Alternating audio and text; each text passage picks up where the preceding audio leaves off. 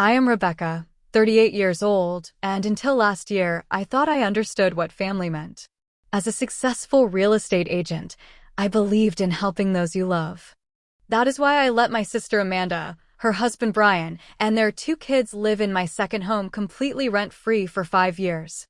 But when I was diagnosed with breast cancer and finally asked for a little help with medical bills, she laughed in my face.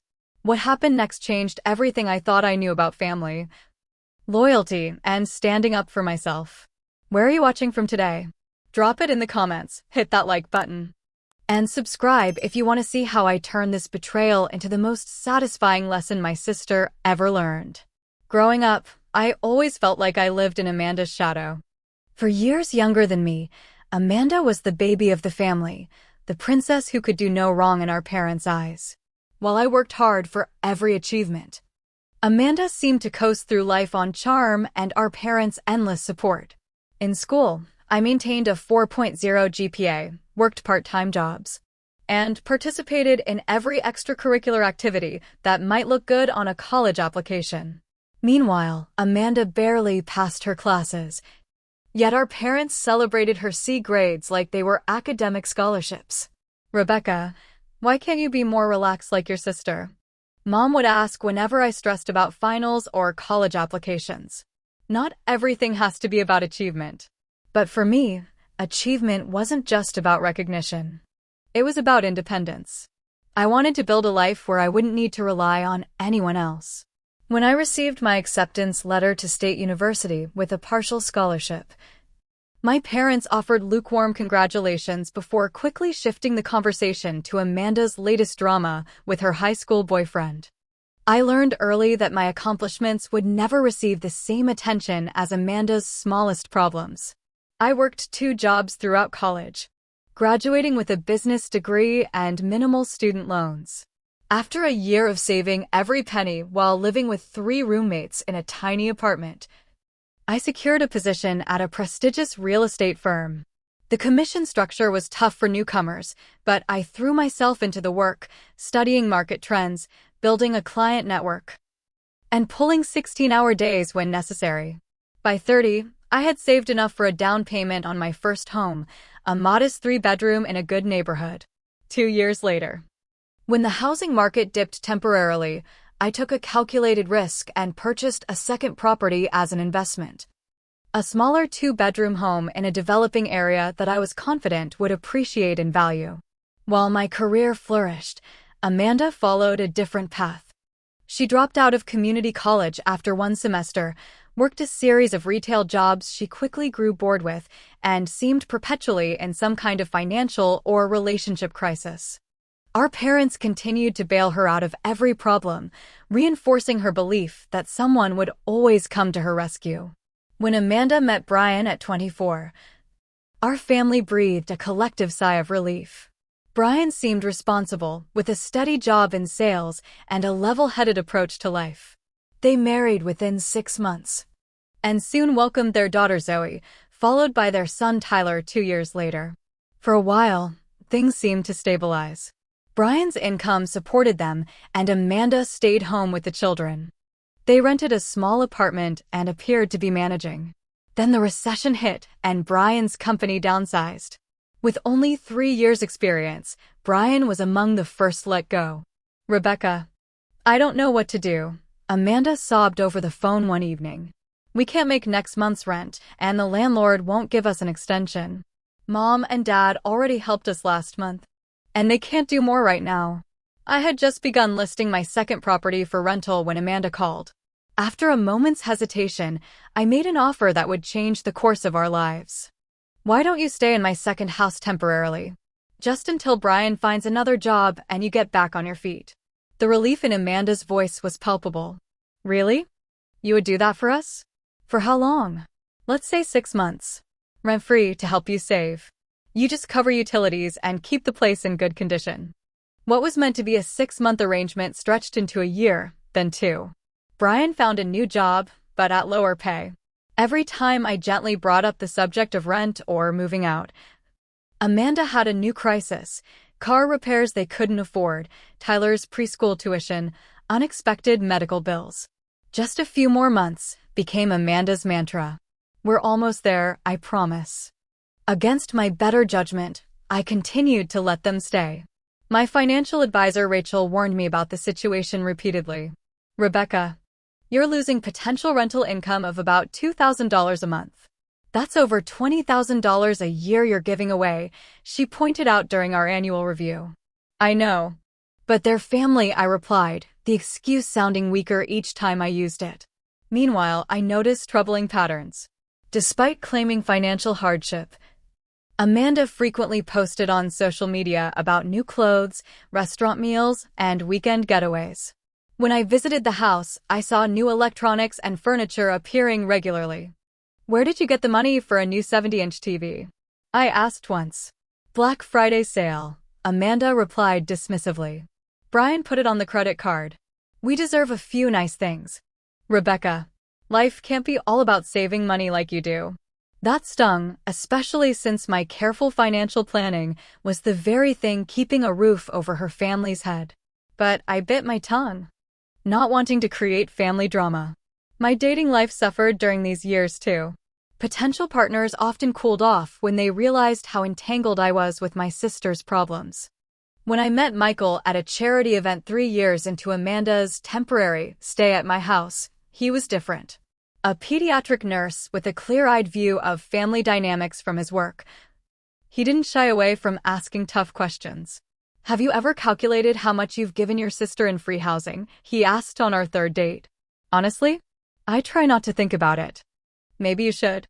People often take advantage of generosity they've come to expect. Michael's words echoed in my mind, but I pushed them away.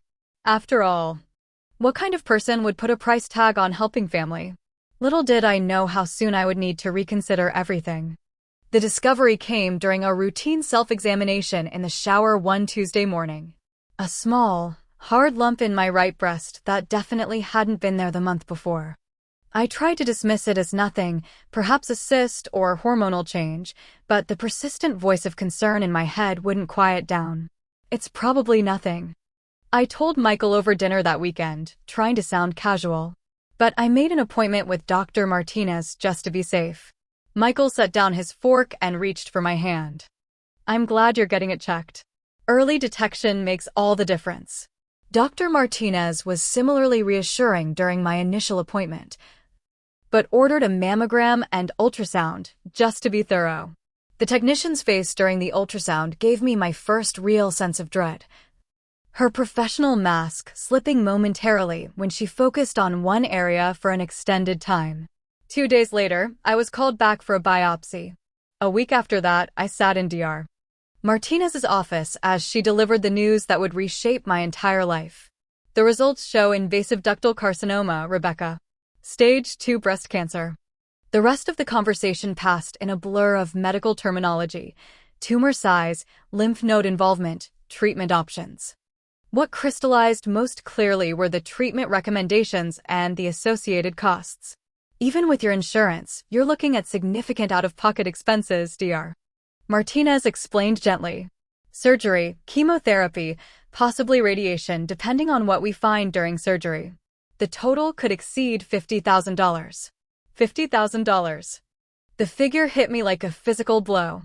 I had savings, of course, having always been financially prudent. But between medical costs and the potential income loss during recovery, I was facing serious financial strain. For the first time, the reality of the rental income I'd been foregoing for 5 years took on new significance. That evening, I carefully reviewed my finances with Michael beside me for support. My emergency fund would cover about half the projected medical costs. My health insurance would handle a significant portion, but the deductibles, co-purses, and treatments not fully covered would still leave me with substantial bills. What about asking Amanda and Brian to start paying rent? Michael suggested. After 5 years rent-free, surely they could help now that you actually need it. The idea made perfect sense. I wasn't even considering asking for back rent, just some contribution moving forward to help ease my financial burden during treatment. After everything I'd done for them, surely they would want to help. The following Saturday, I drove to my second house where Amanda and her family lived. I hadn't told them about my diagnosis over the phone, feeling such news deserved an in-person conversation. As I pulled into the driveway, I noticed new landscaping in the front yard, something we hadn't discussed. Amanda greeted me with casual warmth, ushering me into what had once been my living room, now transformed with furniture and decor I barely recognized. Brian nodded hello from the kitchen where he was making sandwiches for the kids. "This is a surprise," Amanda said, curling up on the sofa. "You usually call before coming over." "I know. I needed to talk to you both about something important." I waited until Brian joined us, the children playing in the backyard. "I received some difficult news this week. I've been diagnosed with breast cancer." Amanda's expression shifted from surprise to concern. "Cancer? Are you sure? Maybe they made a mistake." "Stage 2. I'm starting treatment next month," I explained, and briefly outlined the surgery and chemotherapy plan my doctors had recommended. "That's awful," Brian said, genuine concern in his voice. "Is there anything we can do?" This was my opening. "Actually, yes. As you can imagine, the medical bills are going to be substantial, even with insurance. I hate to ask this after letting you stay here rent-free for so long, but I could really use some financial help right now. Would you be able to start paying a reduced rent? Even $1,000 a month would make a huge difference for my treatment costs."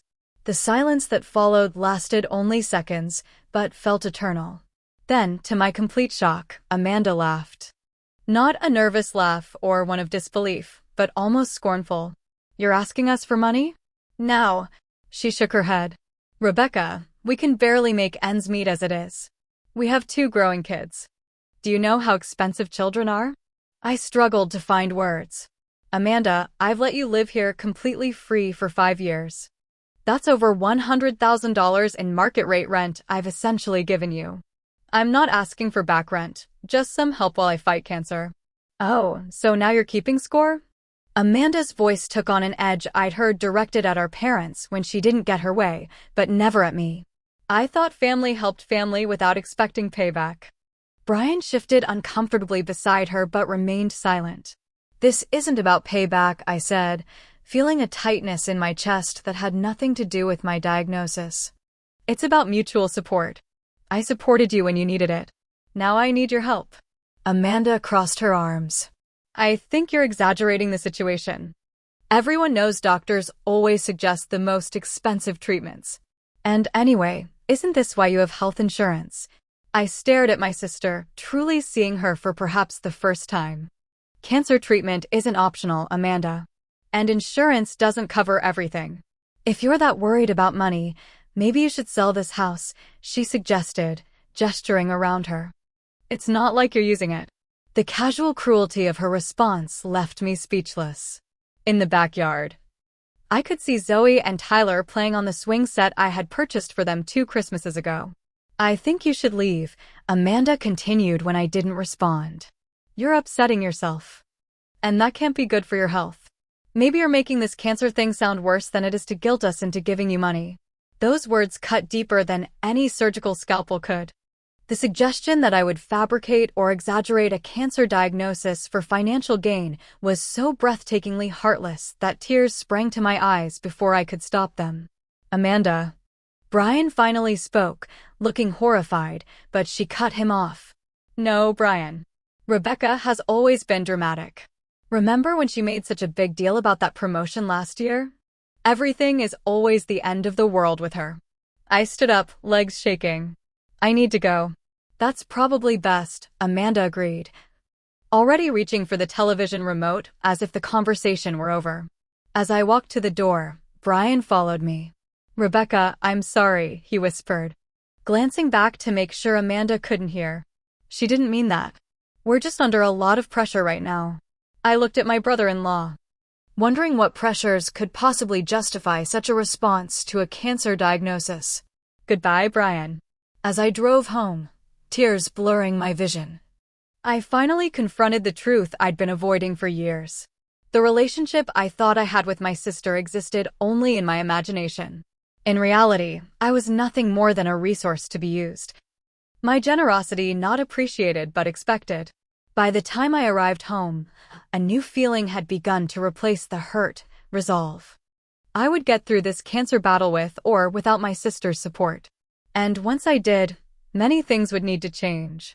The morning of my surgery arrived with a surreal quality. Like I was watching someone else's life unfold.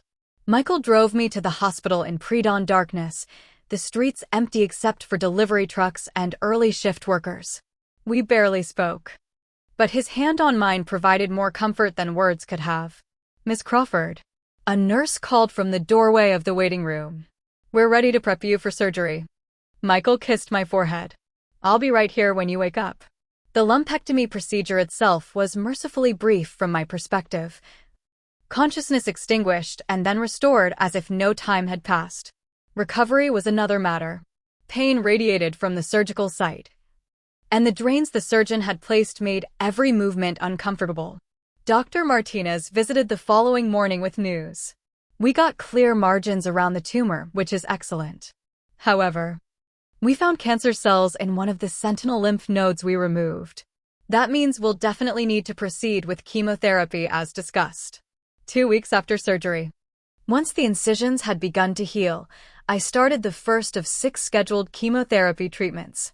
Nothing could have prepared me for the profound fatigue that settled into my bones. The nausea that made even the smell of food intolerable, or the day I stood in the shower watching clumps of my shoulder-length brown hair swirl down the drain.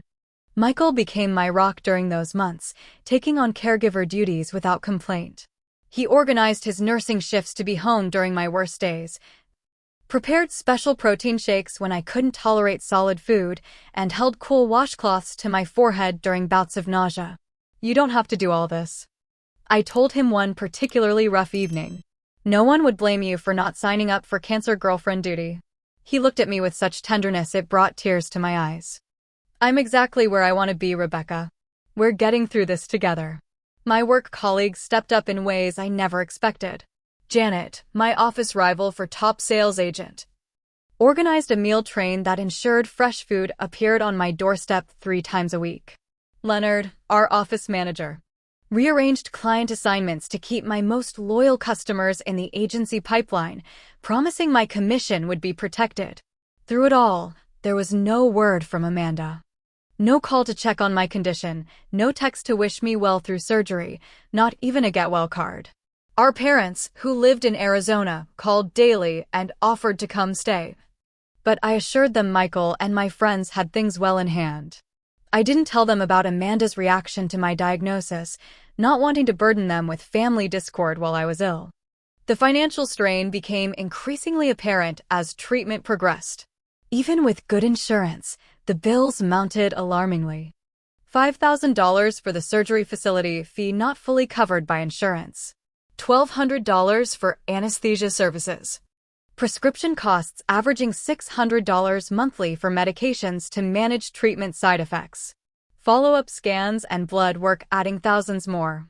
3 months into treatment, I made the difficult decision to sell my car, trading my comfortable SUV for a much older, basic model to free up cash. When even that wasn't enough, I started liquidating investments I had been saving for retirement.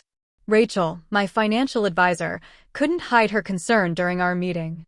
"Rebecca, these early withdrawal penalties are substantial. Are you sure there's no other option? What would you suggest? I can't exactly take on extra work right now." I gestured to my headscarf covering my now bald head. She hesitated. "What about the rental property? If your sister's family won't pay rent, perhaps it's time to sell it or find paying tenants." The thought had crossed my mind repeatedly, but something held me back. Perhaps it was the last vestige of hope that Amanda would come around. Or maybe just the knowledge that evicting my niece and nephew would bring family complications I lacked the energy to handle while fighting cancer. "I'll consider it after treatment," I promised. The support group my oncology social worker had recommended became a lifeline I hadn't known I needed. Twice monthly, I joined a circle of women of various ages, all walking the same difficult path. There, I could speak freely about fears I hid from everyone else, the terror of recurrence, the grief for my changed body, the anger at the unfairness of it all. "Diane, A 5-year survivor with a no-nonsense attitude became particularly important to me. Cancer shows you who really loves you, she told me one evening after I shared the situation with Amanda. The people who stay, who show up, who hold your hand through the worst of it, those are your true family.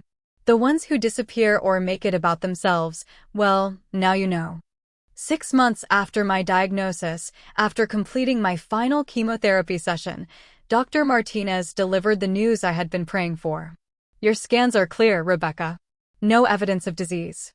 We'll need regular follow-ups, of course, but you've responded extremely well to treatment.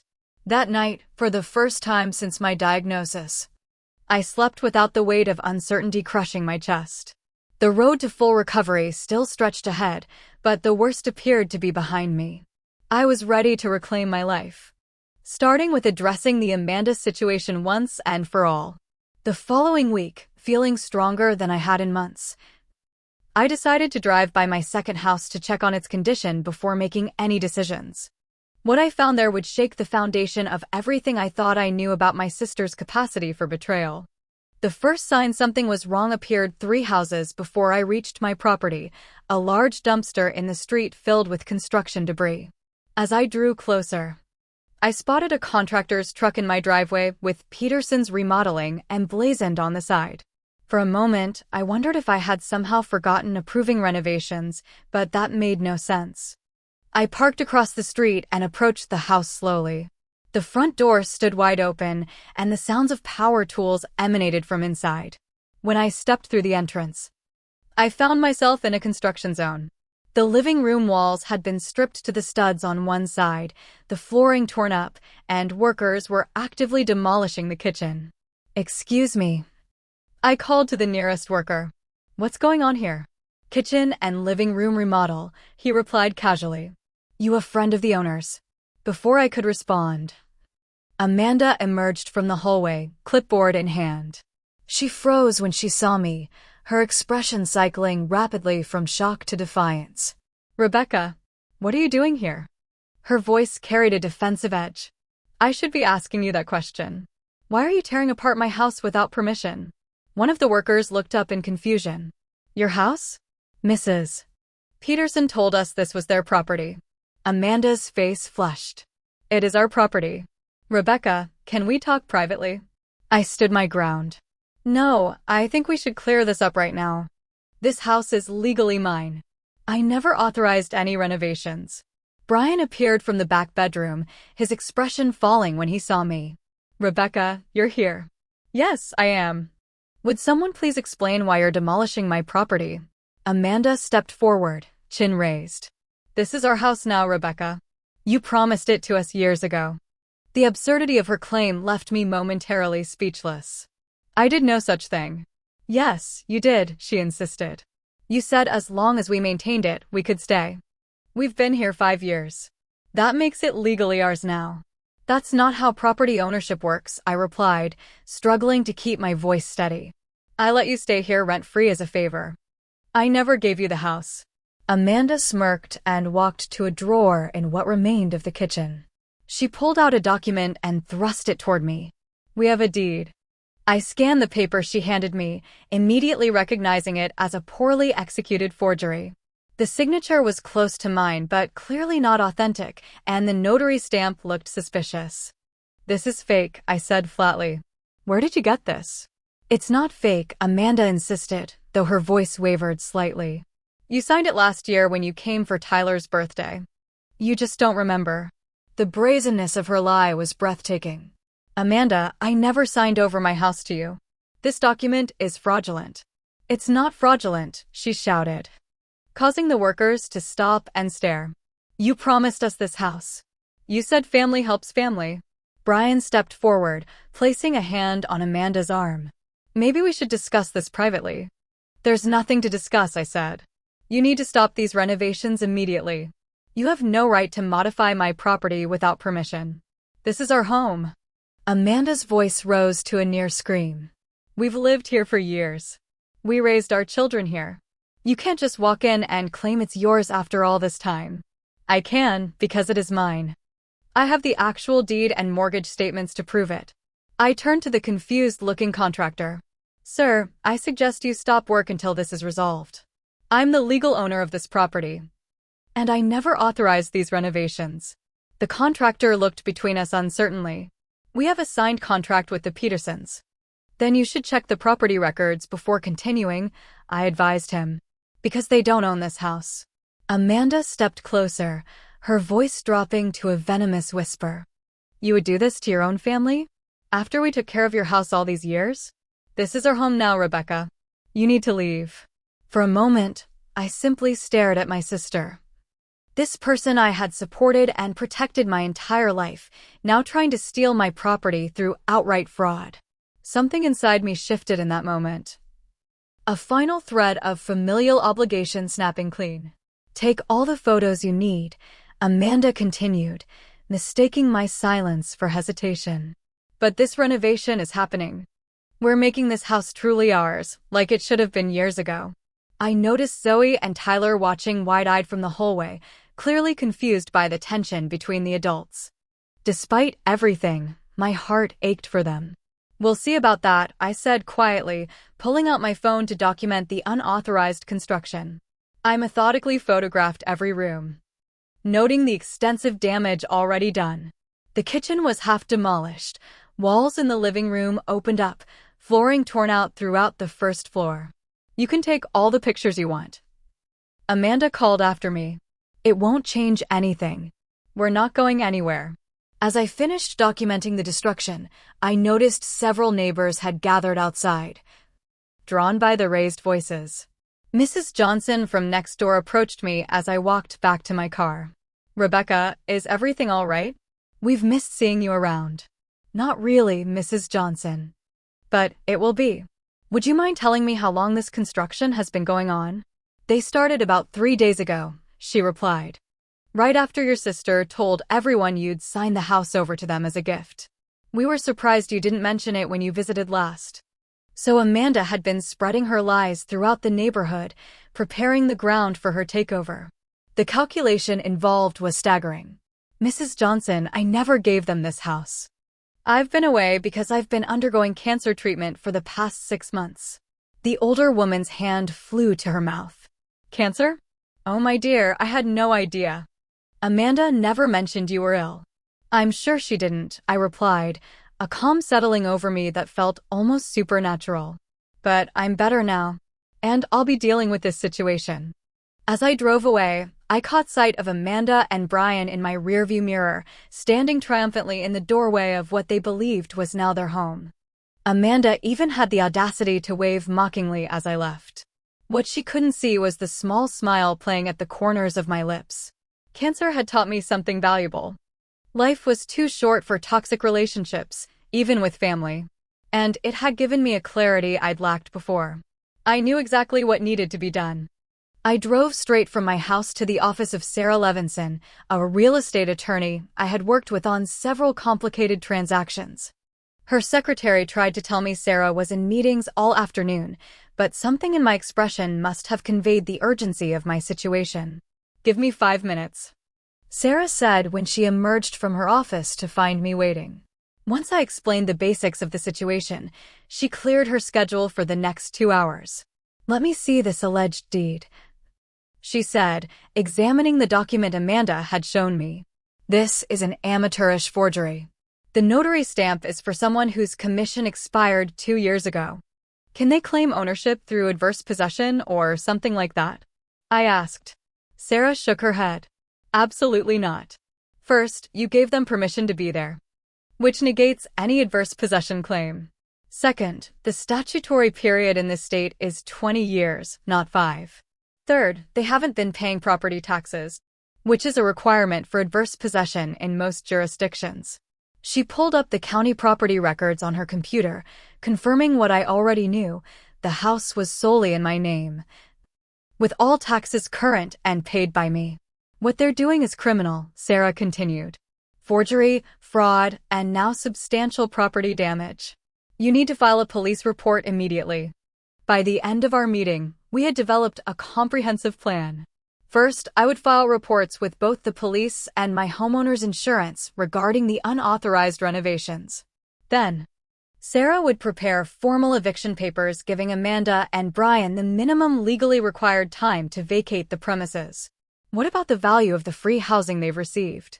I asked. We can prepare a civil claim for back rent at fair market value, Sarah confirmed.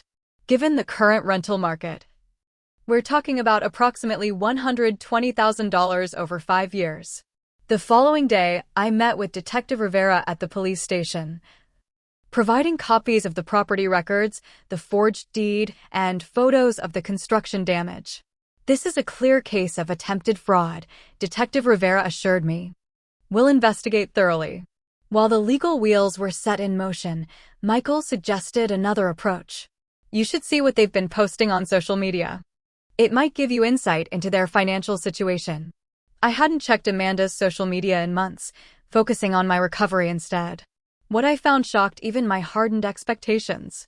Despite claiming financial hardship whenever the subject of rent arose, Amanda's Instagram and Facebook pages told a different story.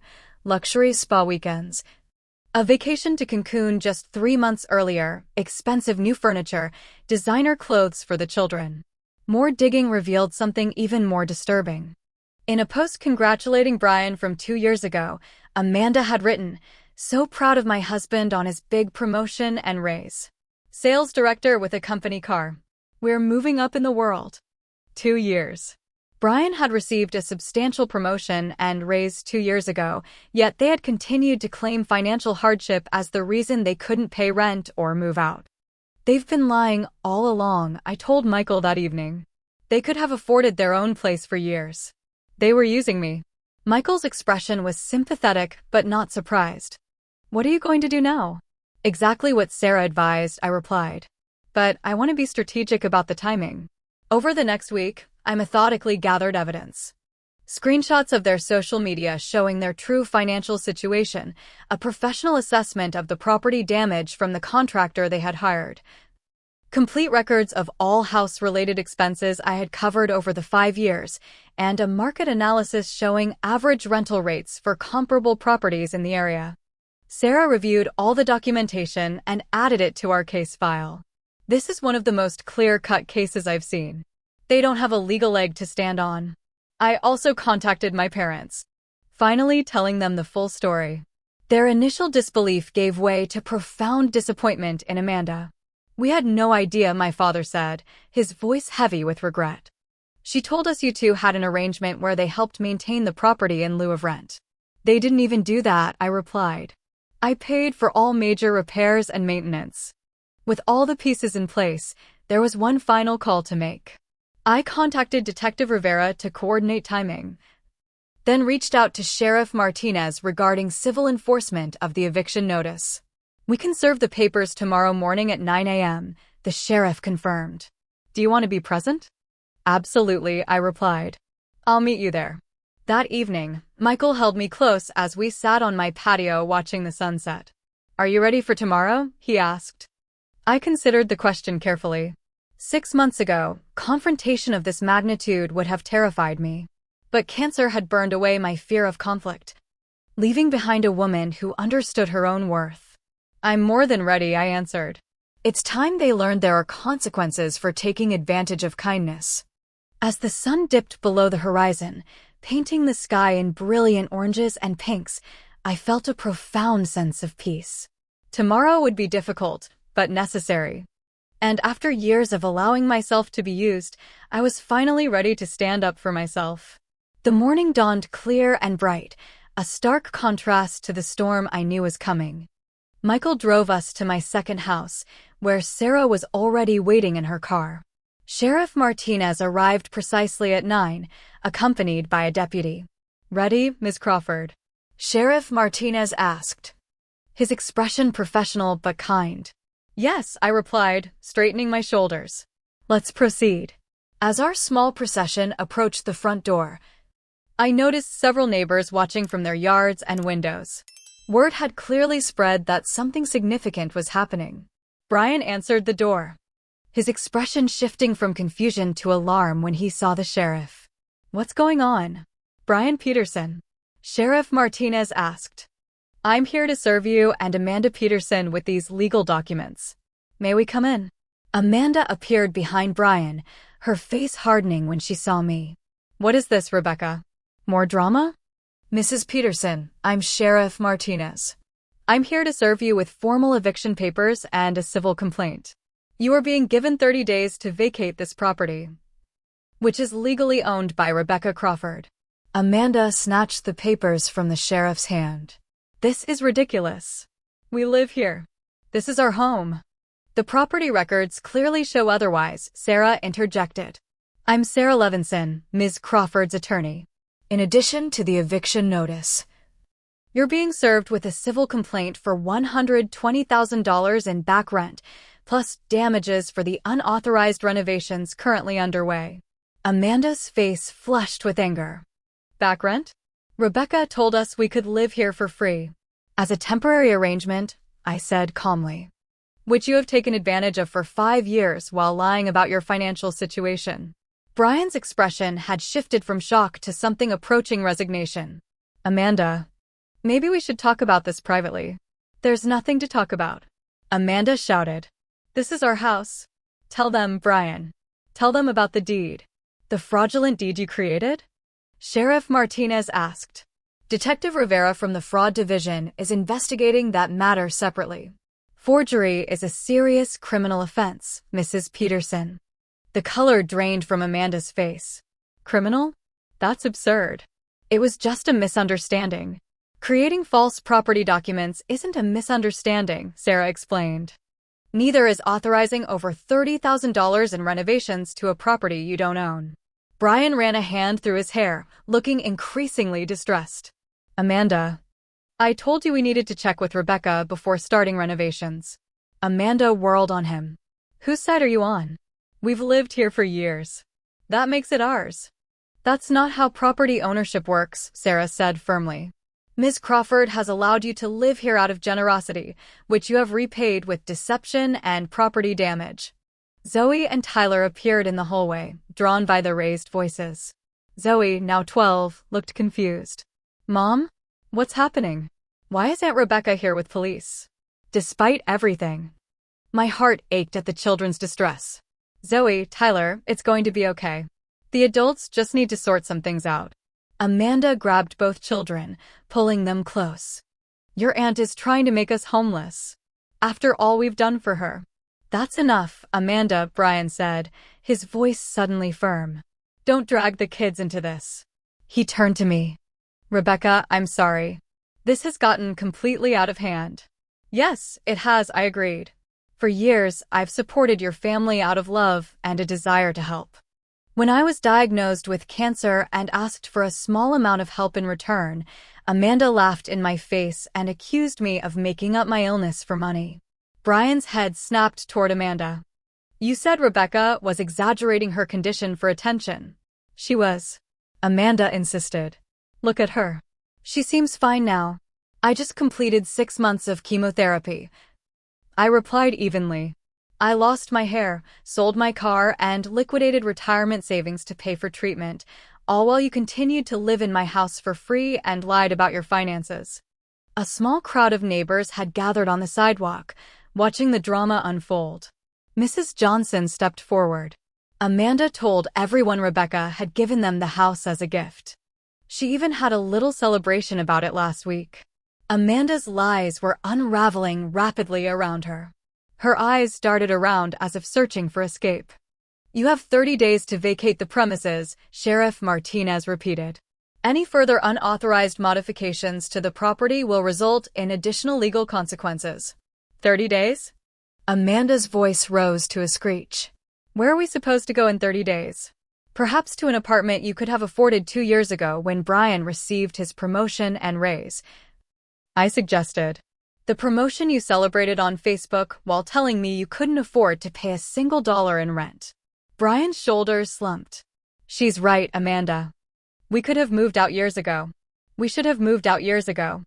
So you're taking her side? Amanda demanded. I'm acknowledging the truth, Brian replied. We've taken advantage of Rebecca's generosity, and now we're facing the consequences.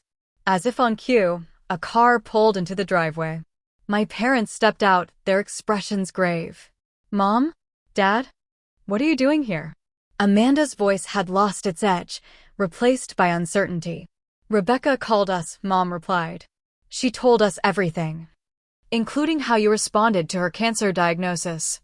We're very disappointed, Amanda, Dad added.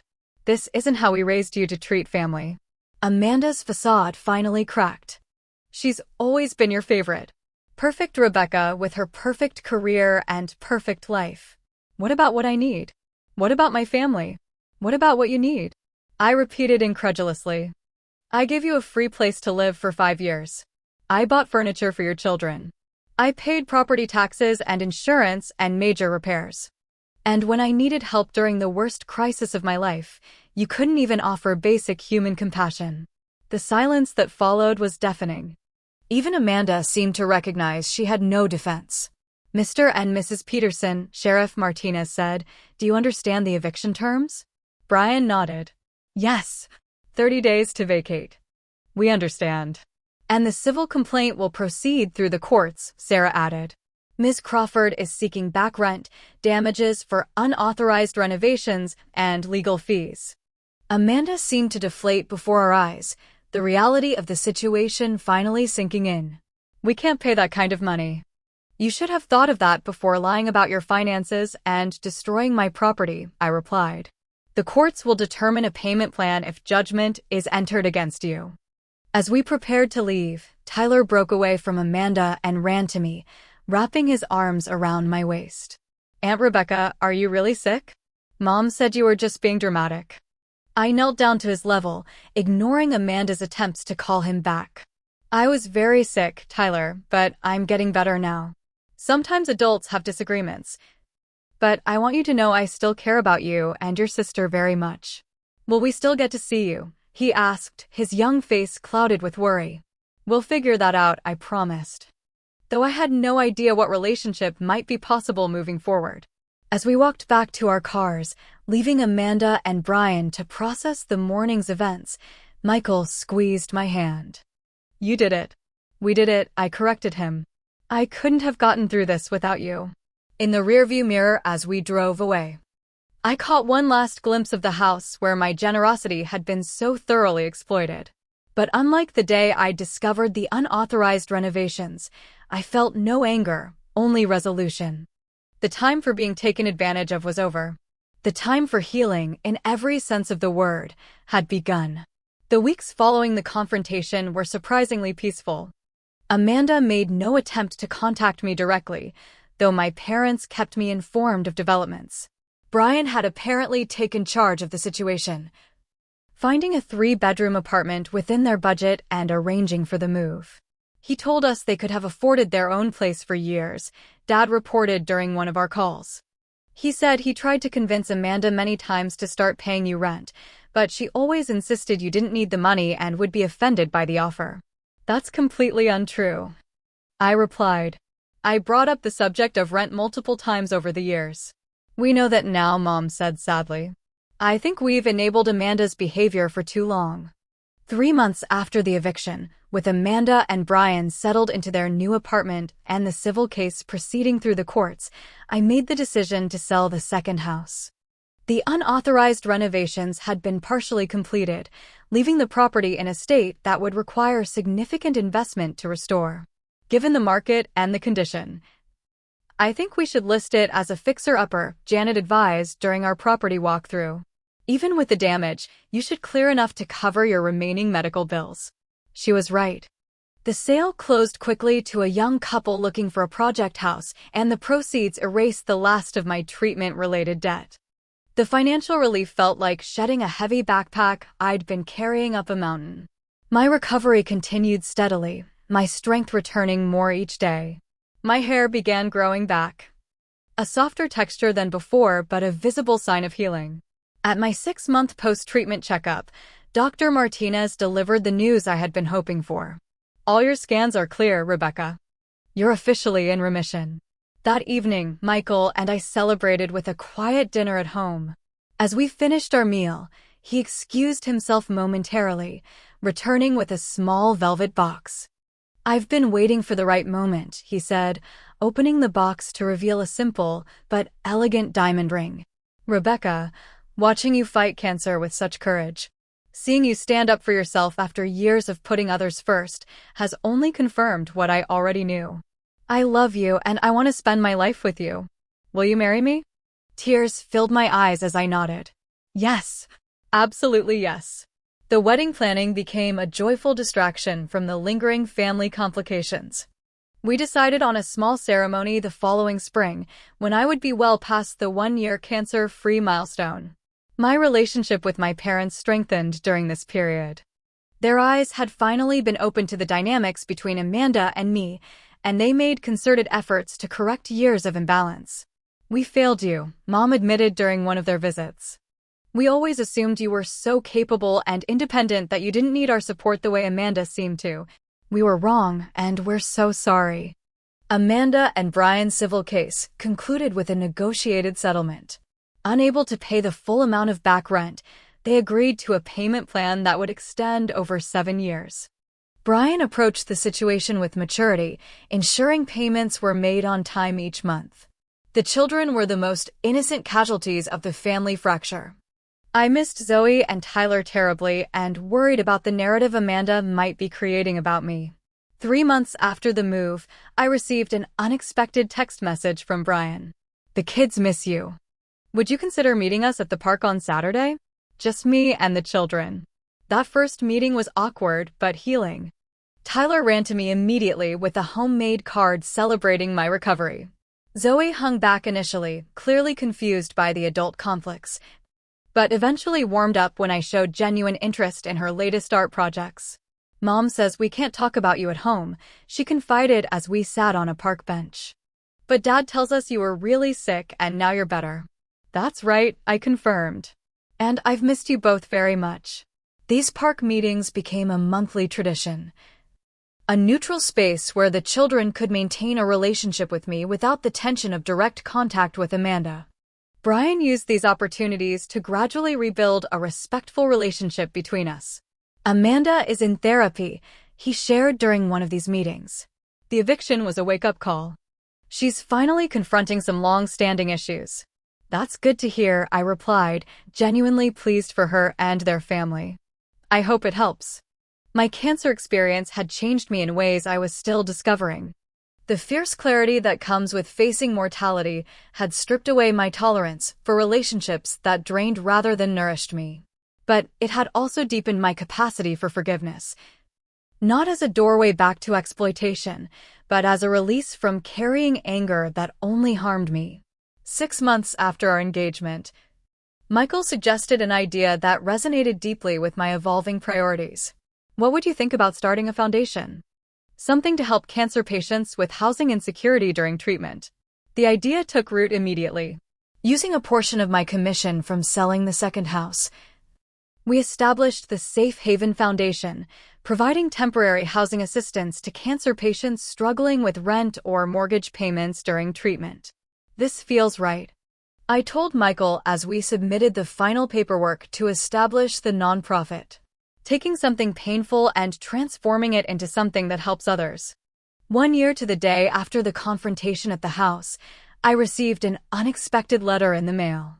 The handwriting on the envelope was immediately recognizable as Amanda's. For several hours, I left it unopened on the counter, uncertain whether I wanted to invite Amanda's words back into my life. Finally, with Michael's supportive presence beside me, I carefully opened the envelope. "Rebecca, I've written and rewritten this letter so many times. Nothing I can say will undo what I did. The therapist I've been seeing for the past year has helped me understand how my lifelong patterns of entitlement and jealousy toward you shaped my actions. This isn't an excuse. Just an explanation I wish I had understood sooner. What I did was unforgivable. When you needed support during cancer treatment, I failed as a sister in the most fundamental way. Then I tried to steal your property through fraud and lies. I'm deeply ashamed and sorry. I don't expect forgiveness or reconciliation. I just wanted you to know that I recognize the harm I caused and take full responsibility. The monthly payments Brian makes are a small step toward making amends, though I know the debt goes far beyond money. I hope your health continues to improve and that you find happiness. You deserve that and more." Amanda. I read the letter twice, emotions washing through me in waves. It wasn't a request for reconciliation or an attempt to reestablish contact, just an acknowledgement of wrongdoing. In its way, it was perhaps the most honest communication Amanda had ever offered. Are you okay? Michael asked when I finally set the letter down. I think I am, I replied, somewhat surprised by my own calm. This doesn't change the past, but it helps me close that chapter. I never responded directly to Amanda's letter, but I did send birthday and Christmas gifts to the children with cards signed with love from Aunt Rebecca. Some boundaries, once established, needed to remain firm, but others could soften with time and genuine change. 2 years after my diagnosis, standing in the small chapel where Michael and I would marry the following day, I reflected on the journey that had brought me here. Cancer had nearly taken my life, but had given me something precious in return, the courage to value myself as much as I had always valued others. My parents would walk me down the aisle. Janet would serve as my maid of honor, with friends from my cancer support group as bridesmaids. The children would attend with Brian, though Amanda would not. Some bridges could be partially rebuilt, others had been burned beyond repair. And that was okay. The most important lesson I had learned was that family isn't just about blood relations or obligation. True family consists of the people who stand beside you during life's storms, who celebrate your joys and comfort your sorrows, who love you without seeking to exploit your generosity. Life had taught me this lesson the hard way. But as I stood there envisioning my future with Michael, I felt nothing but gratitude for where the difficult path had led me. In losing what I thought was family, I had found what family truly means. Have you ever had to set boundaries with family members who took advantage of your generosity? I would love to hear your stories in the comments below. If this story resonated with you, please hit the like button and subscribe to hear more about healing from family betrayal. And if you know someone who might need to hear that it's okay to stand up for themselves, share this video with them.